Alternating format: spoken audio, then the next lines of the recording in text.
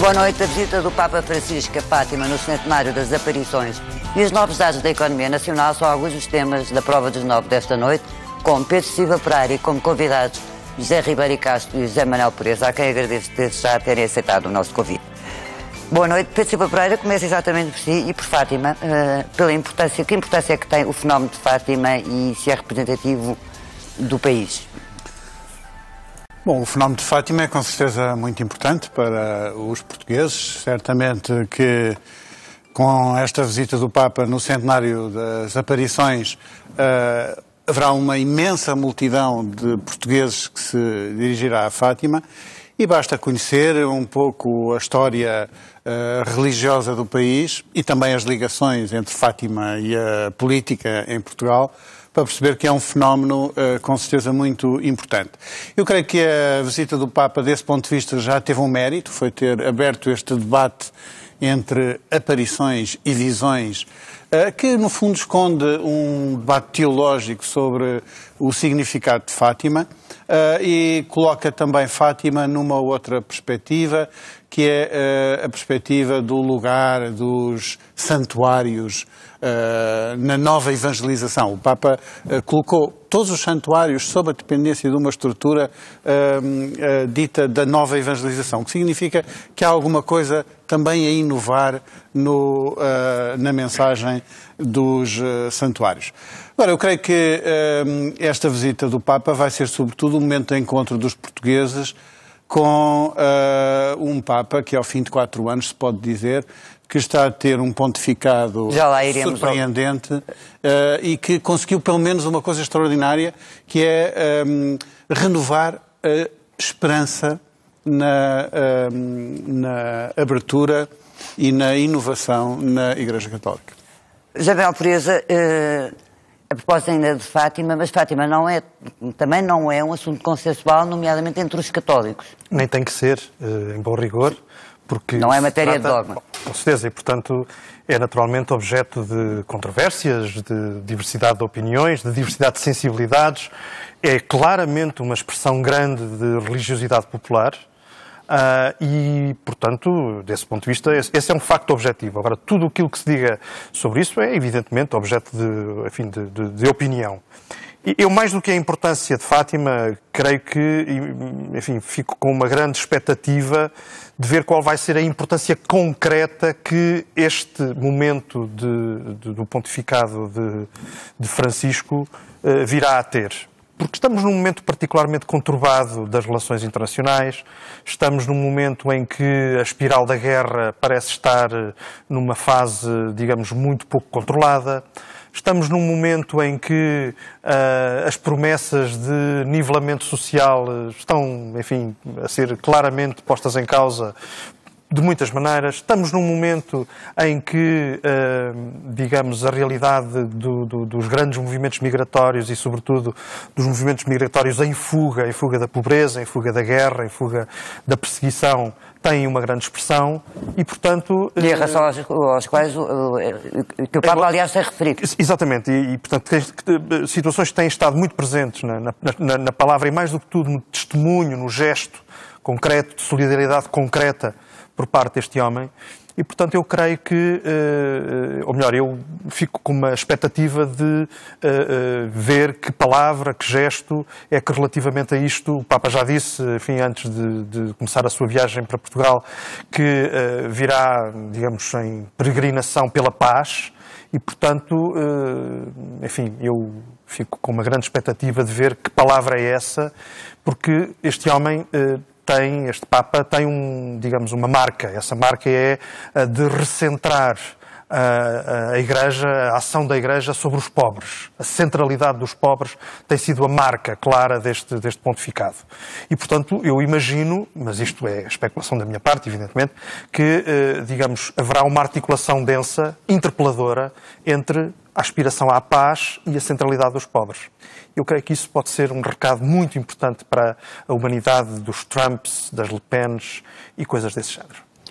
José Ribeiro Castro, que expectativas é que tem em relação a esta visita? Tenho uma grande curiosidade sobre as palavras que o Papa irá pronunciar no santuário. Ele tem-nos surpreendido em várias questões. Acho que os papas que eu tenho conhecido foram todos eles muito marcantes. João Paulo II foi muito marcante, Bento XVI foi muito marcante e o Papa Francisco é também muito marcante. Quanto ao que disse o José Manuel Pureza, enfim, João Paulo II também centrou muito nos pobres, a opção preferencial para os pobres, e, portanto, teve muitos discursos. O Bento XVI marcou com um tipo de carisma, mais do intelectual e do treinador.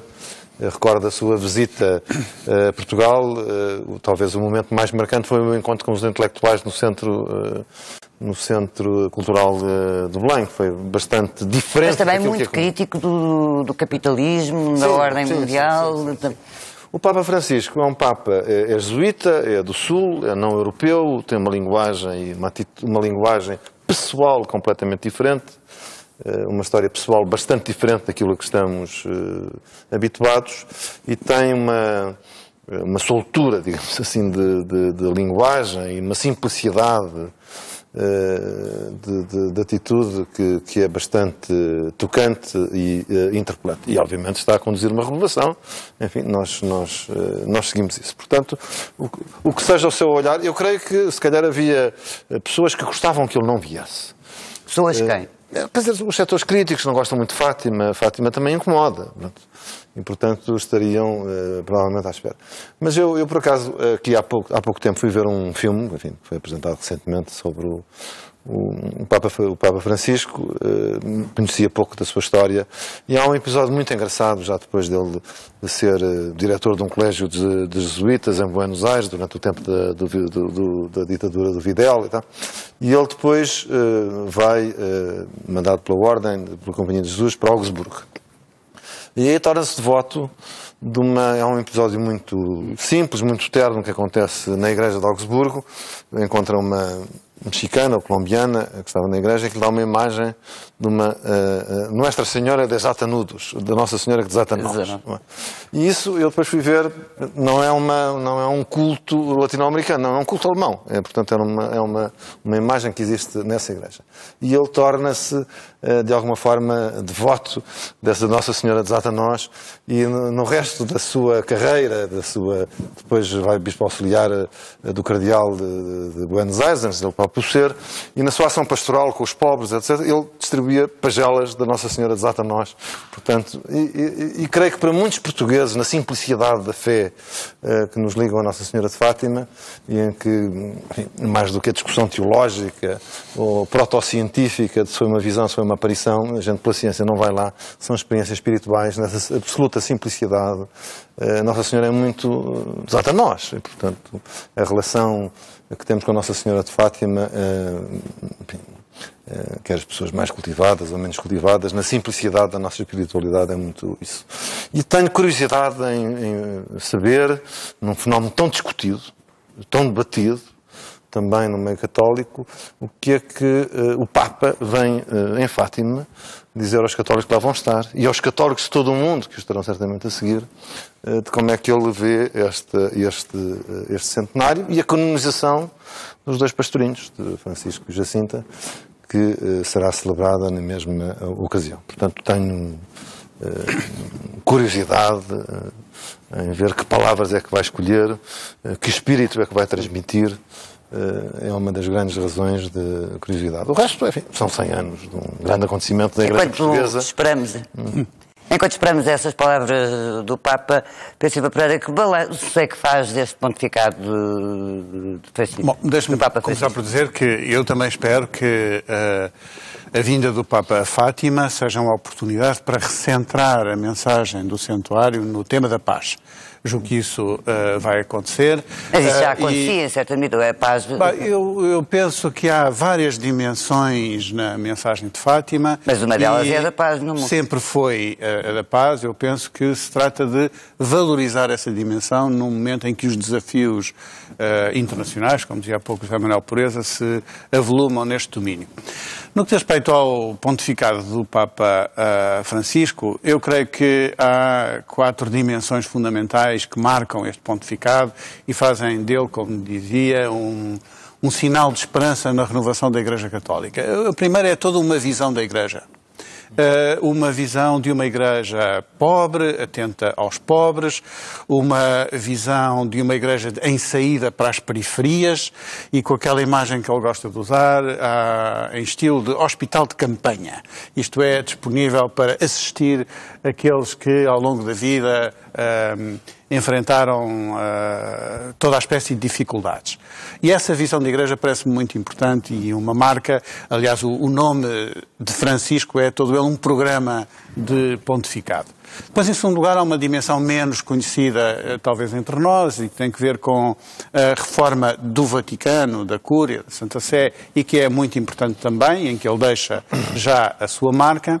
Há depois uma terceira dimensão, que é, porventura, a mais difícil de construir e que tem que ver com uma certa abertura em temas da doutrina moral e, em particular, relacionados com a família, depois do sínodo sobre a família, em que há, depois no documento final, aquela célebre nota de rodapé que ele inscreve no documento final, em que admite finalmente a possibilidade da comunhão dos recasados, apreciada em circunstâncias particulares, mas abre uma porta que até aí estava muito fechada na Igreja, para além de vários pronunciamentos sobre o acolhimento de homossexuais e outros temas. Há certamente pessoas que esperariam ainda um movimento de maior abertura nesse capítulo, mas há também setores que vêm com maus olhos.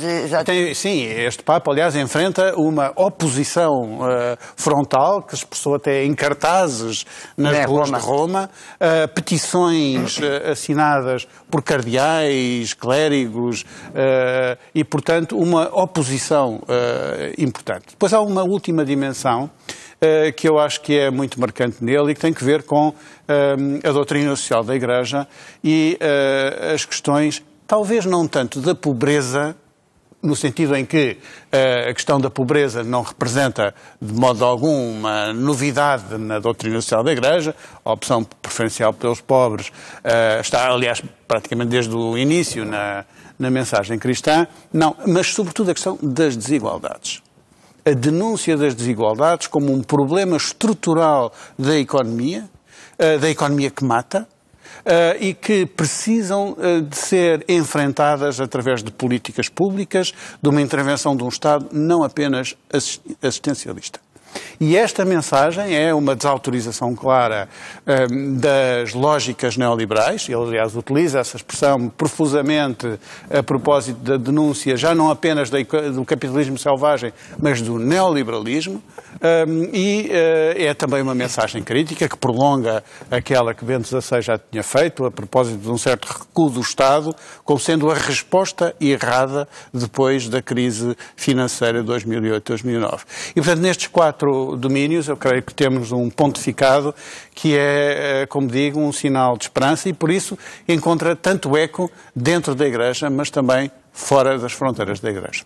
José Manuel Pereira, era isso que eu lhe ia perguntar. É um Papa que fala não só para os crentes, mas também para fora da Igreja. Sim, eu creio que isso é um facto objetivo. Não é preciso ser crente, não é preciso ser católico para perceber e para ser sensível àquilo que tem sido, digamos, um conjunto de palavras e um conjunto de gestos deste homem. E, portanto, sei lá, a sua presença em Lampedusa ou em Lesbos, a propósito justamente da chamada crise dos refugiados e a denúncia de como, digamos, daquilo que ele chamou, enfim, com toda a clareza, uma vergonha, não é?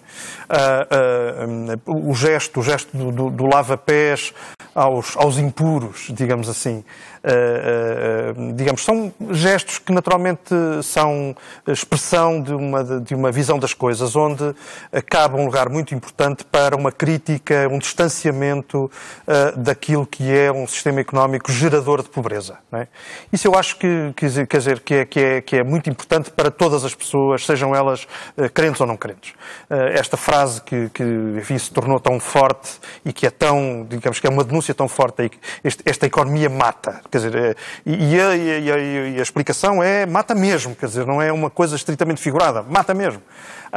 E, portanto, creio que isso é acompanhado justamente até de um grande desafio, agora já na dimensão mais da comunidade dos crentes, um grande desafio que é inovador, do meu ponto de vista, e que é um desafio que vem numa carta apostólica, numa exortação apostólica, chamada Evangelii Gaudium, e onde Francisco vem dizer a evangelização é, em primeiro lugar, a conversão da Igreja à centralidade dos pobres. Que eu acho que é realmente um desafio de enorme grandeza.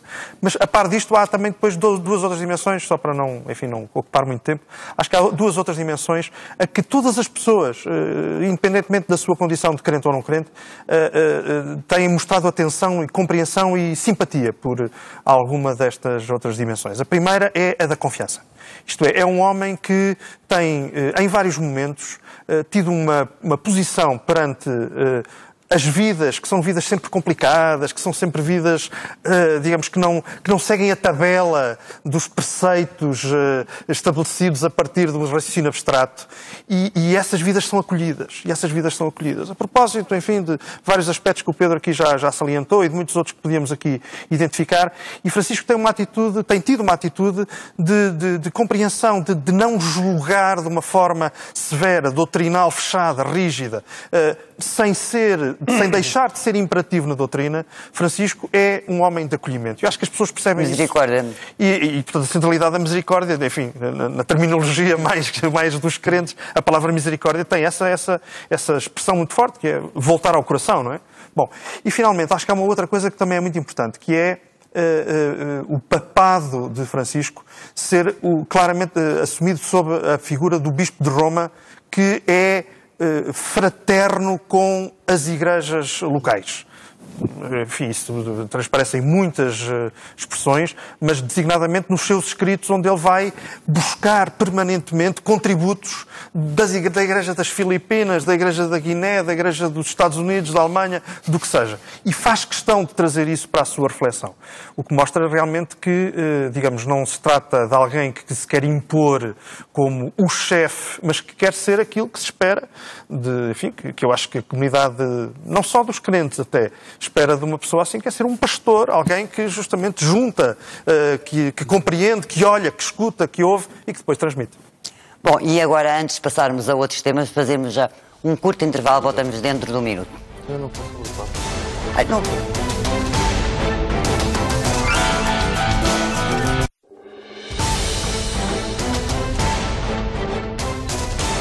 Bom, bem-vindos de novo à Prova dos 9 e afinal não mudamos ainda de tema porque José Ribeiro Castro ainda tem algumas coisas a dizer sobre o pontificado do Papa Francisco. Sim, gostava também de comentar um pouco do que aqui foi dito. O Papa Francisco tem marcado pelos seus gestos e pelas suas presenças.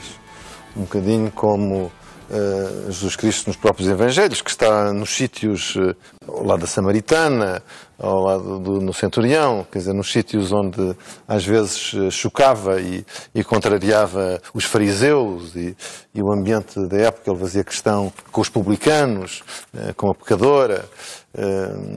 E, portanto, o Papa Francisco, quando foi com os refugiados, ou ainda agora no Egito, é um gesto simbólico de enorme importância no diálogo com o mundo muçulmano, que tem a ver com a questão essencial da paz. Bom, no liberalismo eu não ia tanto por aí, porque eu creio que os problemas que nós temos não têm a ver com o neoliberalismo. Eu não sou liberal e também não sou neoliberal. Sou um personalismo cristão, mas creio que os problemas do nosso tempo não vêm daí. Vêm de uma aliança estranha entre o socialismo, ou a intervenção do Estado, e o capitalismo financeiro, que gera o endividamento, que geraram em muitos sítios corrupção, como temos em vários países do mundo, na América Latina, etc. E isso, enfim, não tem nada a ver. Quer dizer, quando nós temos Estados hoje em dia que têm despesa pública entre os 40% e os 50% do PIB, não podemos falar em liberalismo ou neoliberalismo. Enfim, percebo que as pessoas sejam críticas dos esforços de distribuição da legislação de trabalho, de desregulamentação completa. Eu também sou crítico, mas creio que não são esses os problemas. Os problemas principais estão na desregulação completa do sistema financeiro. E é muito importante também que haja reclamações morais muito fortes sobre isso, porque talvez a reforma internacional mais importante é a reforma do sistema financeiro que ponha ordem num mundo completamente desordenado em que estamos. Mas a desigualdade tem dado asa a fenómenos como Trump, como Le Pen, também na Holanda, Wilders. Mas então temos que equilibrar as sociedades. Nós resolvemos isso resolvendo os problemas da sociedade e evitando que as pessoas, desacreditando por completo do sistema político e do funcionamento do sistema, fujam para fenómenos extremos, enfim, como se diz, populistas. Eu estou de acordo. O que eu estou a dizer é que a fonte dos problemas não é... Enfim, não sinto que em nenhuma sociedade se tenha implantado um programa neoliberal. Acho que isso é um chavão. Acho que os problemas são de outra natureza. Tem a ver com a desregulação dos sistemas financeiros, enfim, e a autêntica desordem a que assistimos, enfim, então na Europa, de uma forma extraordinária, nos últimos anos, praticamente desde a implantação do euro. Isso agravou o problema. Acho que não é um problema inerente ao euro, mas é um clima, favoreceu um clima em que isso aconteceu. Só também uma última nota relativamente às questões, digamos, da doutrina moral da Igreja. O que creio que o Papa Francisco tem feito, e num equilíbrio que é muito difícil, é passar uma mensagem de misericórdia. E uma mensagem que não é tanto de alteração de doutrina, mas é de acolhimento das pessoas. Não é? E isso, aliás, nós católicos somos muitas vezes criticados por esta questão do perdão, que é muitas vezes mal entendida. A moral protestante é completamente diferente, é bastante mais rígida, não é? O católico, pronto, confessa, se está perdoado, pode ir... E isto é muitas vezes mal compreendido e gozado. Bom. E para quem tem responsabilidades de dirigir, digamos, a afirmação de uma doutrina moral, isto é também um problema muito difícil, não é? Que é ser, como se diria em linguagem civil, tolerante, compreensivo, não é verdade? E ao mesmo tempo, enfim, como se diz, e tem sido a marca do Papa Francisco de uma forma bastante vigorosa, a afirmação da misericórdia e da capacidade de reconstrução das vidas das pessoas e da afirmação das pessoas e mantendo, digamos, o pensamento da Igreja quanto ao essencial. Bom, e agora sim vamos mudar de temas e vamos... Um dos temas que marcou também esta semana, o problema do Partido Socialista na Câmara do Porto. Eu digo problema porque dá a ideia que o Partido Socialista está metido no imbróglio, não? Não me parece. O Partido Socialista tem uma candidatura e acho que é uma candidatura forte à Câmara do Porto. Mas é uma candidatura que foi, durante estes 4 anos, vice-presidente do Rui Moreira. Foi um é uma candidatura contra Rui Moreira? Não é também? Não... É uma candidatura pelo Porto. Eu acho que o que aconteceu no Porto acaba por ser simples de contar. O Dr. Rui Moreira cometeu 2 erros. 2 erros que prejudicaram o Porto. O primeiro erro que cometeu foi o erro de renunciar ao apoio do Partido Socialista e, portanto, de romper com uma cooperação que tinha trazido um trabalho útil para os cidadãos do Porto, que tinha servido os cidadãos. E creio que essa ruptura, essa rejeição do apoio do Partido Socialista, que é um erro que prejudica o Porto. O segundo erro foi o ter cedido às pressões internas do seu movimento a propósito da questão dos lugares, da lista. Porque realmente, quando o Dr. Rui Moreira diz eu tenho aqui um princípio, que é escolho os candidatos em função do mérito, mas o número 2 da lista tem que ser do meu movimento e não pode ser do Partido Socialista, o que ele está a dizer é que está a trair o critério do mérito. E a ceder a uma pressão interna do seu movimento, que já tem uma lógica talvez um pouco partidária, e, portanto, a pôr isso à frente do tal critério do mérito. E, portanto, ele queixa-se da intromissão do Partido Socialista e da pressão do Partido Socialista pressão nenhuma, para colocar pessoas nas listas. A secretária-geral adjunta do Partido Socialista disse foi normalíssimo. Pois com certeza, então o Partido Socialista colaborou com o Dr. Rui Moreira, dispõe-se a apoiá-lo e a prescindir da sua própria candidatura. Portanto, um desprendimento total em relação às questões do poder. E, portanto, se o Dr. Rui Moreira ganhar, partilhará essa vitória, celebrá-la como também sua. Como, aliás, aconteceu agora em França. Os socialistas apoiaram na segunda volta o Sr. Macron e celebraram a derrota da Sra. Le Pen também como um sucesso que alcançaram. Isso é normalíssimo. Quer dizer, só quem quer construir uma situação de ruptura é que tome isso como Mas que campanha é que vai fazer agora? Eu acho que tem ótimas condições para fazer uma campanha, se quer saber, porque o Dr. Manuel Pizarro e o Partido Socialista apresentam-se nesta candidatura à Câmara do Porto com o melhor que podem ter. Isto é, a prova do trabalho feito. Muito do que de mais positivo aconteceu na Câmara Municipal do Porto, em domínios críticos. O Partido Socialista tinha os pelouros da habitação social, do Manuel Pizarro, e também o pelouro do urbanismo. Portanto, muito do que de mais positivo aconteceu no Porto foi com o contributo dos deputados do Partido Socialista, dos vereadores do Partido Socialista. E, portanto, o Dr. Rui Moreira ele é acusado pelos próprios setores do PS de não fazer campanha contra o Rui Moreira.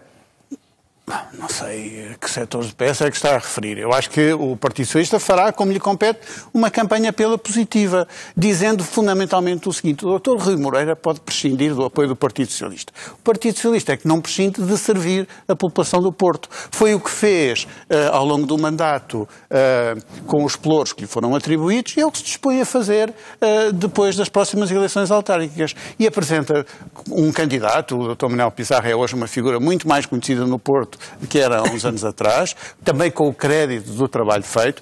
Isso faz da sua candidatura uma candidatura forte à Câmara Municipal do Porto. Já Manuel Pureza, partilha desse...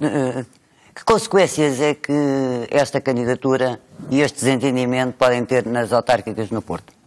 Bom, há bocadinho o José Ribeiro Castro lembrava-nos aqui a figura da Nossa Senhora dos Desatanós e eu sou tentado a trazer de volta essa expressão, apenas essa expressão, para este caso, porque na verdade há aqui um nó que não se vai desatar, e esse é que é o ponto. Vamos lá ver. Na verdade, a chamada ruptura entre Rui Moreira e o Partido Socialista, ou se quiser Manuel Pizarro, digamos, é uma ruptura que desde logo não se opera por razões que tenham alguma coisa a ver com aspectos programáticos para a cidade. Nem Manuel Pizarro, nem Rui Moreira, no debate que têm vindo a ter à volta da situação de aliança ou de ruptura, em algum momento falaram sobre a cidade do Porto. Dizem, bom, isto é a favor do Porto. Tá bom, com certeza, evidente, mal seria se fosse contra o Porto, quer dizer, isso não faz nenhum sentido. Portanto, o que os separa neste momento é algo que não tem a ver com programa, não tem a ver com visão de cidade, não tem a ver, digamos, com estratégia. Então tem a ver com o quê? Bom, eu só posso entender isto como, justamente, o ênfase que o Pedro Silva Pereira entendeu dar à questão do segundo lugar, do terceiro lugar. Quer dizer, eu lembro-me bem da intervenção de Rui Moreira naquele dia em que se consumou a ruptura com o Partido Socialista e em que ele foi muito enfático. Não, o segundo lugar será para um membro do meu movimento, assim lhe chama ele. Bom, e portanto, digamos, Manuel Pizarro foi o número 2 da Câmara durante estes 4 anos e portanto há aqui uma desautorização e evidentemente que isso provoca moça e portanto eu creio que é isso que está em causa. Portanto, nós estamos a discutir isto. Quando devíamos estar a discutir, quando aqueles dois senhores deviam estar a discutir justamente a sua estratégia para a cidade. E a verdade é que quer Rui Moreira já declarou que queria convidar Manuel Pizarro para a sua equipa, quer Manuel Pizarro já disse que a gestão da Câmara ao longo destes 4 anos foi uma gestão proveitosa para a cidade. O que é que isto faz adivinhar? Bom, isto faz adivinhar, evidentemente... Um novo acordo. Com certeza, obviamente.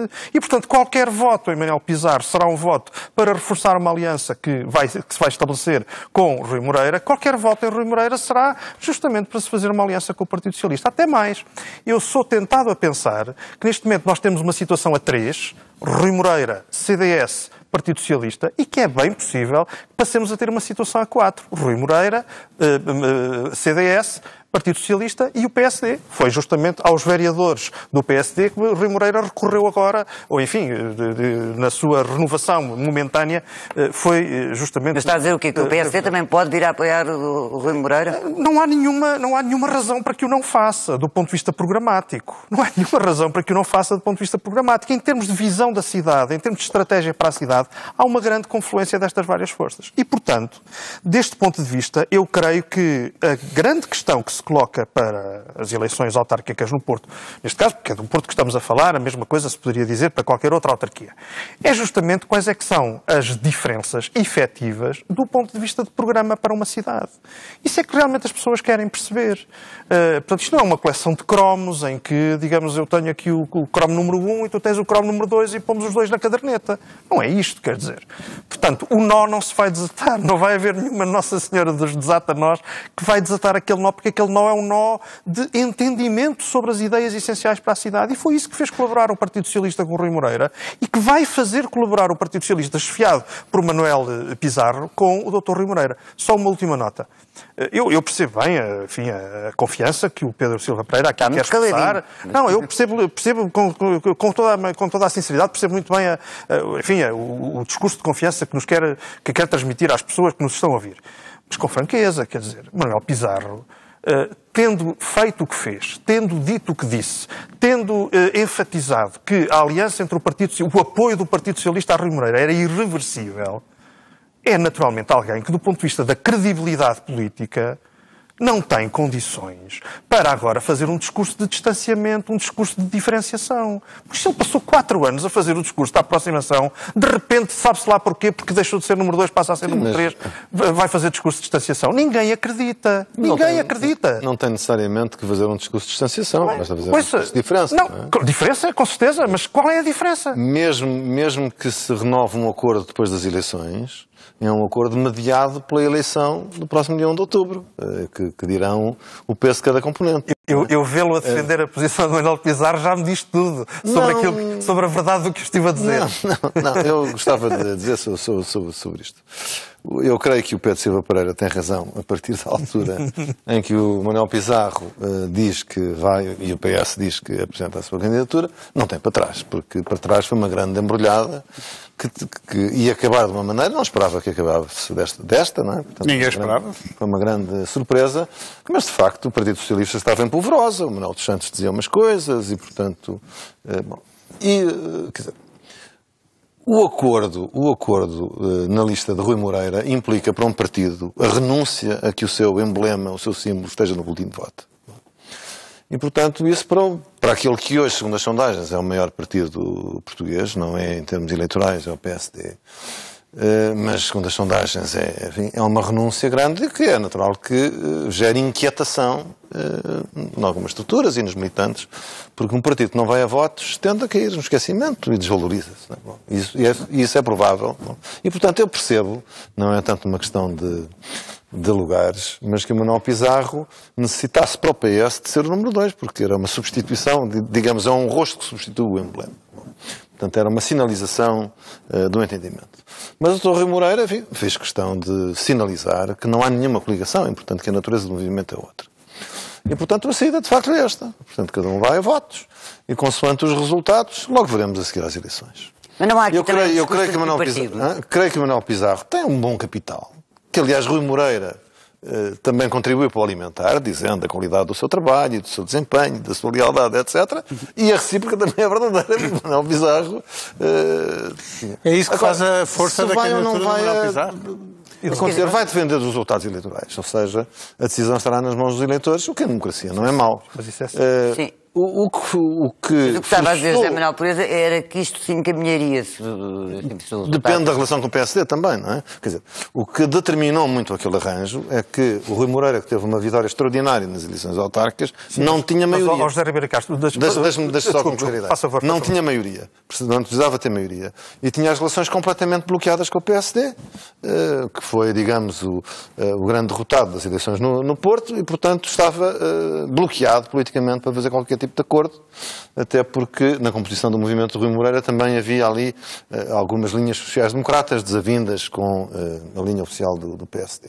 E, portanto, o caminho foi de facto aberto com o Manuel Pizarro, que tinha boas relações pessoais e de entendimento com o Rui Moreira, e, portanto, teve facilidade em construir ali um arranjo que assegurou durante 4 anos o governo do município e funcionou bem. E, portanto, agora, isto é como uma coligação do governo, em que os partidos vão em separado as eleições. E depois o eleitorado diz. Sim, mas se me permitem, eu só quero acrescentar aqui um ponto. É este. Com esta situação que se criou a partir da separação, digamos assim, entre o Partido Socialista, a separação daquilo que estava previsto acontecer, não é? Que era uma presença, digamos assim, de militantes do Partido Socialista na lista do Rui Moreira. Com esta situação de separação, o que se torna, creio que, evidente é que não vai haver maioria absoluta no momento do apuramento dos resultados eleitorais. E, portanto, face a esse cenário, aquilo que isso é uma situação muito boa para o Manuel Pizarro. Não, mas justamente porque a maioria absoluta, teoricamente, só poderia acontecer para o Rui Moreira. Não, e justamente... Claro, e... Teoricamente. É também por isso que é um erro do Rui Moreira, tudo isto, não é? Um erro. Os senhores ajuizarão. Óbvio, não é? Mas a minha questão é esta, é que esta ausência de maioria absoluta no horizonte, evidentemente que vai a par de uma predisposição explícita, clara e inequívoca por parte quer de Rui Moreira, quer de Manuel Pizarro, para prolongarem, pós-eleições, o entendimento que existiu até agora. Portanto, não há diferenciação de programa, não há diferenciação de horizontes estratégicos para a cidade. Isto parece-me ser claro. E até agora não houve nenhum traço a este respeito. E, portanto, são, digamos assim, 2 versões de uma mesma atitude perante a cidade do Porto. De facto, não há divergência em matéria de programa para a cidade. Bom, a candidatura do Partido Socialista foi anunciada há 2 dias ou 3. Mas foi anunciada desta maneira. O programa será apresentado. Vamos lá ver. É preciso perceber o seguinte, e o país inteiro viu. O apoio do Partido Socialista ao atual Presidente da Câmara, Rui Moreira, foi rejeitado pelo próprio movimento. Portanto, o movimento às tantas disse, prescindimos do apoio do Partido Socialista. A partir daí o Partido Socialista não precisa de grandes justificações para apresentar a sua candidatura. É óbvio que tem que apresentar a sua candidatura. Tem gente capaz para fazer. Tem as mesmas ideias para o Porto, tem Rui Moreira. Não. Apresentará as suas propostas. O Partido Socialista acrescentou à governação na Câmara Municipal do Porto uma sensibilidade social que ficou muito marcada nos pelouros que lhe foram atribuídos, da habitação social e da temática do urbanismo. E, portanto, eu acredito que estes serão pontos que serão valorizados de modo especial no programa que o Partido Socialista apresentará. E será certamente um programa diferenciador. E um programa diferenciador e que tem... Sim, será um programa diferente. Nas câmaras municipais também não existe necessariamente uma contraposição ideológica haverá acordo entre o Partido Socialista que impeça uma convergência. Se não houver maioria absoluta, haverá um acordo entre o Partido Socialista e Rui Moreira, porque o acordo aparentemente funcionou bem nestes 4 anos. Não sei. Dizem as duas partes. Não podemos antecipar isso neste momento. Agora, o que sabemos diz. E Rui Moreira diz. Essa é uma excelente imagem. Essa é uma excelente imagem. Rui Moreira dirá. Eu não diria... O que sabemos é que as previsões... Mas as previsões... O Dupont com D e o Dupont com T. Isso é uma grande diferença. As previsões também que os nossos amigos do Bloco de Esquerda têm feito a propósito desta crise na Câmara Municipal do Porto não têm sido particularmente felizes. Porque quando surgiram as primeiras dúvidas sobre se mantinha o apoio do Partido Socialista e esta aliança, verdadeiramente, entre o Partido Socialista e o movimento do Dr. Rui Moreira, o que previram era que se ia manter. É o que convinha ao Bloco de Esquerda. Bom, exatamente. Mas, portanto, agora que se verificou... A única coisa que caiu foi a aliança, o apoio mantém-se. Não. Pois é. Agora que se verificou, não tinham razão, já mudaram de trincheira. Pronto, agora, afinal de contas, separaram-se, mas juntar-se-ão mais tarde. Eu percebo que escolhe este adversário. Não se trata disso. Eu, aliás, acho que o Partido Socialista na Câmara Municipal Municipal do Porto apresentará uma candidatura pela positiva, com base no trabalho feito e na capacidade dos seus candidatos. Bom, e em relação ao CDS?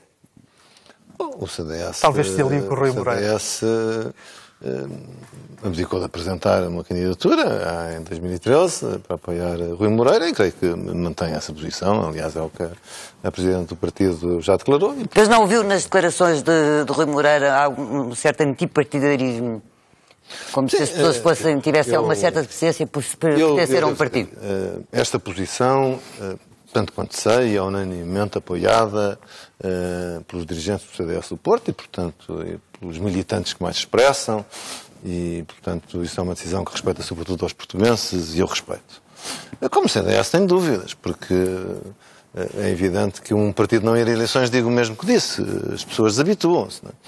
E, portanto, é um problema. Mas, enfim, o partido no Porto está contente por apoiar uma pessoa que acredito, que eu gostaria muito que tivesse sido candidato pelo CDS e que alargasse a partir do CDS. Acho que isso teria sido uma honra para o CDS.